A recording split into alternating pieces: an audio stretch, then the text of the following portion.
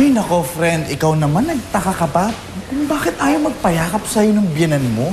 Di ba dati palang malayo ng loob ng bruhan mo yun sa'yo? Ano ba? Hindi naman yun eh. Si Dina. Na siya yung niyakap, ganon? Eh, di ba dati palang boto na siya doon? Hindi. Hindi yun yung pinagtataka ko eh. Eh, ano nga? Pagdating ni Dina, grabe siya makaiyak. Talaga? Oo. Parang lang siya yung asawa eh. Grabe. Such a malicious mind, Stella. Mama, Not only is Dina Kevin's ex-girlfriend, parang pamilya na rin siya sa amin. A very close family friend. Parang kapatid na ang turing niya kay Kevin, kaya masakit para sa kanya na makita si Kevin na gano'n. I'm sorry po, Mama.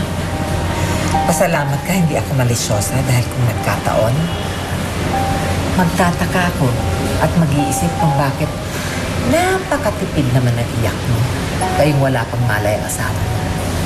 Mama, nag-aalala naman po ako para kay Kevin. Kaya lang, Mabuti naman kung gano'n. Diyos ko, ha?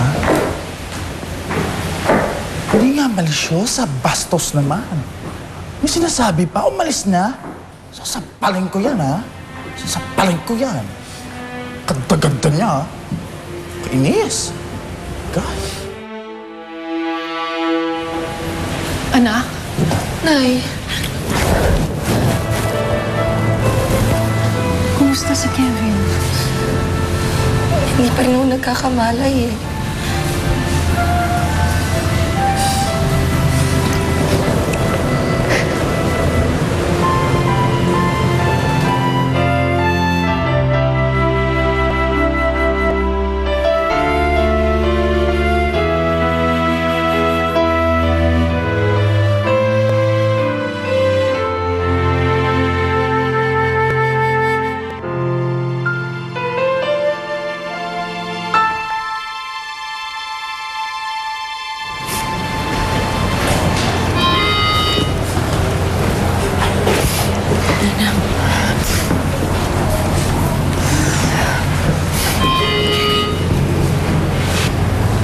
Stella, are you okay?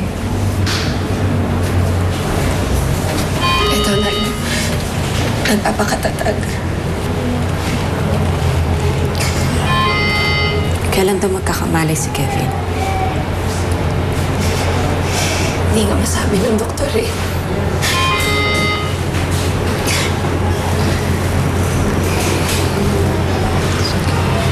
Kanina pa siya umiiyak.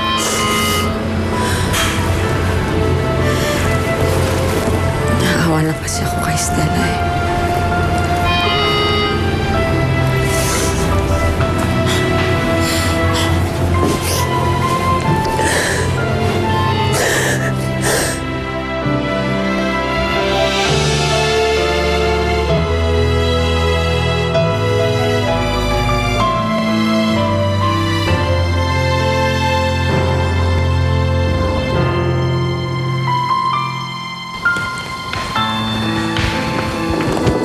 Wendy, ang mga bata?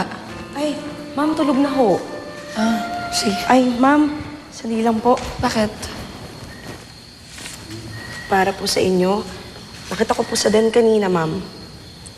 Kanino galing? Baka po kay Sir Kevin.